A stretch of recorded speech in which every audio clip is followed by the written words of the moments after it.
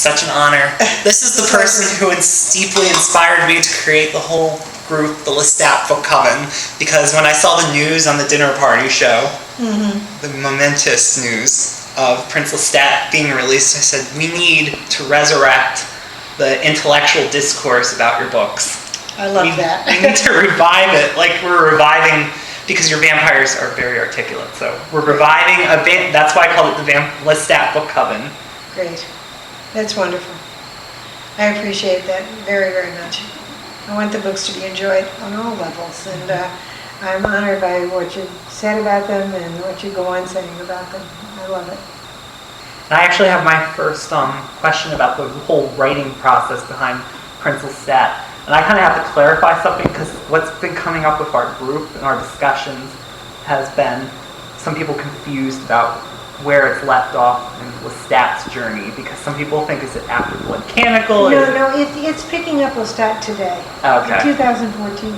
It's picking him up in 2013 and 14. And it's really about him right now. So it's a sequel to all the books. It's just, I spoke of it originally as a sequel to Queen of the Damned simply because that was the last book in which I talked about the whole tribe. And Prince Lestat again talks about the whole tribe. But it really is happening now, after everything that's gone before. It's Lestat coming to terms with the effects on the whole tribe of the things he revealed. And re-emerging, coming out of his depression and waking up and finding out that the world kind of wants him, the world of the undead kind of wants a response from him to a lot of problems that they're facing. And I thought one of the things that I envisioned myself, I know none of us are going to be able to read the book till August 28th, which I love, because it makes it like a Harry Potter release, but I just kept thinking, oh, it's going to be like Lestat coming back, and like, where Vampire Lestat, it started out with him in 1984 and marveling the modern renaissance that was happening. Is it going to be like the same sort of thing without divulging? Well, pretty much. He's been roaming around, and my hero is never going to be a whole lot for technology. He's always going to have problems figuring out email and forgetting it and refiguring, and he carries an iPhone and tries to remember to charge it, but he's not ever going to be really good at that. But he is living in the modern world, and a lot's going on, and internet radio is impacting that world, and iPhones are impacting that world, and so yes, it is a bit like the one in 1984 where he emerges and wants a Harley and a Walkman and to listen to Bach. On his Walkman while driving his Harley. It's like that, yes. I could see him making snarky responses about modern music. Well, actually, he loves modern music. He's a fan of Bon Jovi. So, I don't know if that's modern enough. No, I was thinking more like Lady Gaga. Oh, yeah, I think he would love Lady Gaga. Yeah, totally. She's tapping into her inner Lestat. He just has a deep inner feeling for Bon Jovi. He loves that song about living my life, living on a prayer. Those are his favorite songs. He mentions that in the book. Thank you so much for clarifying that whole thing, so now no one's going to be like, Anne Rice said this, and then somebody's like, Anne Rice said that. I caused misunderstandings by saying it's a sequel to Queen of the Damned. But all I meant, as I said, was it's the first one that deals with the whole sweep of the tribe. It's not, a number of the other books that came after Queen of the Damned were really memoirs, like Armand's memoir or Marius's memoir, but they don't really concern the whole tribe. So this one does. And actually, I'm starting with some of the questions. I opened this up to other people, part of the Coven, who might know these names. Like the first question comes from your well-known person who has the movie page, Gary Swafford, has a question for you. My beloved Gary, He says, I'd really like to know if Anne plans on writing another mummy book soon, and if she does, could the Ancients of the Mummy Saga meet up with the Ancient Wolfenhinder? I'm not mispronouncing that. A sort of crossover, question mark. I wouldn't rule anything out, and I have reread The Mummy, and I might bring Ramses back. I wouldn't rule it out, but I don't think I'll try to mix my people anymore. I was never satisfied that I successfully mixed them in those Harvard books. I felt the textures of the Vampire Chronicles and the texture of the Maker, which was very different And I didn't think Merrick or Blood Canticle or Record Farm worked that well for readers because you had two camps basically approaching the book. And I don't think the Mayfair people liked the vampires in the book, and I don't think the vampire people liked the Mayfairs in the book.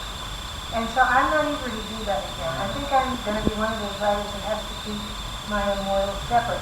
They are sharing the same universe in my mind, but I'm not going to have them meet each other. I might have the Talmasca appear in all the books, because they do go from, but I don't know that I'm ever going to try to mingle them again like I did before. And actually, one thing you hinted upon how the Talmasca is ever present in all these books. Yes. I have a question somewhat about the Talmasca. Oh, here it is, from someone named Gary Smith, another. Gary, Yes.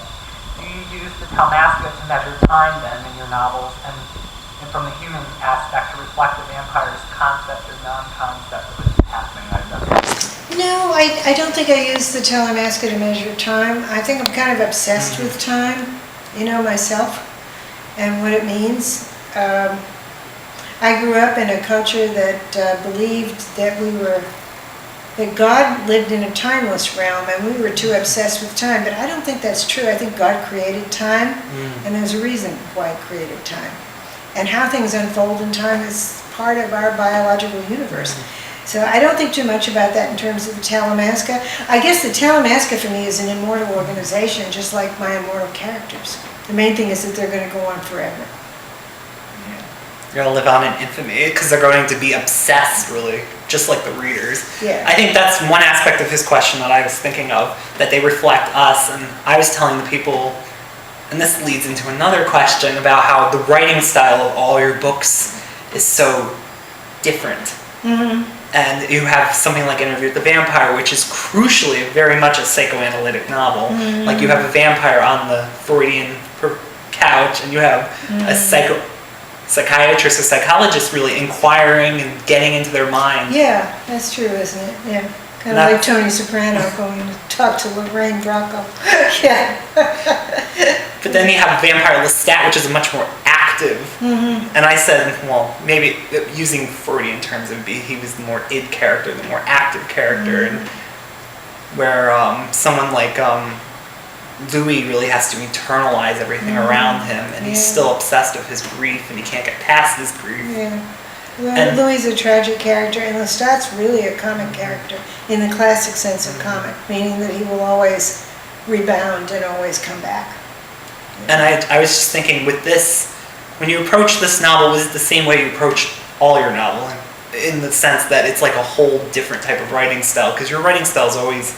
It's always evolving, and I like to do different things. I mean, to me, writing Christ the Lord out of Egypt was really a thrilling adventure. I mean, it saddens me when people see my different experiments as failures in terms of the other experiments, I deliberately chose the spare language of Christ the Lord out of Egypt to try to create an illusion of the thinking of a child in the first century, growing up under Second Temple Judaism, and what that was like for that child. And I do love those experiments, but I understand that not all readers are going to follow me on all of that. The readers that responded to Feast of All Saints, for example, they love the ornate language and the sensuality of that book. They aren't necessarily going to like a book like Belinda or Christ the Lord out of Egypt. They're just not going to like the spare prose. They're lovers of adjectives and adverbs. But there are some elements that really keep recurrent elements in your books, because I'm obsessed with 19th century Gothic fiction. So I'm very obsessed with how much like the whole notion of the Jekyll and Hyde concept is so recurrent in your books. Like you have Louis and Lestat are psychological twins in a sense, Lestat and Gabrielle, and that's something I was rereading, and that's another thing when you reread the books, more and more psychological layers, like you're sinking into the subconscious of your books. I'm very delighted that you see that and you feel that, because I think many of us who are called popular writers, we're starved to hear that someone appreciates that, because we do care about all that in our work. And yet people are reticent to say that until we're dead. You know what I mean? Then they want to talk about it. But I'm delighted that you think about it. I mean, when I'm writing, I don't consciously think of it, but I am accessing the deepest levels, and also taking the time to let it all flow out on the page. I mean, if you go to the 1-star reviews of my work on Amazon, you'll see the people who don't appreciate that. They'll say, she just goes on and on and on, and we don't want to hear it, but it's what I want to do. Well, I think that's what opens up your books to being very open to deep reflection, deep introspection, because you're opening your own subconscious, and that's what your characters are mirrored in. Absolutely. Well, the characters are so alive for me. I mean, the cliche, characters come alive, is so true. They really are alive. I'm obsessed with them. And going off, and this is also continuing to the theme of gender. That's what I've been focusing more on when I'm rereading these books. And the one thing, the Gabrielle and Lestat relationship, really, it's the idea of how blurred are the female and male archetypes. You go back to Jung, and he's still ascribing these things like what's it called, anima and animus. He's still using very generic. That's the one thing I find. His ideas are really explosive, wonderful, and he's still using like. You go farther than that. I know what you're saying. Yeah, sure. Well, Gabrielle is a stereotypical male mind, basically. If she's completely male in orientation. She doesn't even care about wearing female clothes anymore. They mean nothing to her. It's like this neuter gender mind got loose from her, and she just walks through the world in whatever's the most convenient garb. And she's seeing towards the beginning. I never noticed how much she's living vicariously through Lestat. In her mortal life she certainly was. But then as soon as she got the dark gift, she really didn't need him. And that's where we go. We take it into, she's really the first person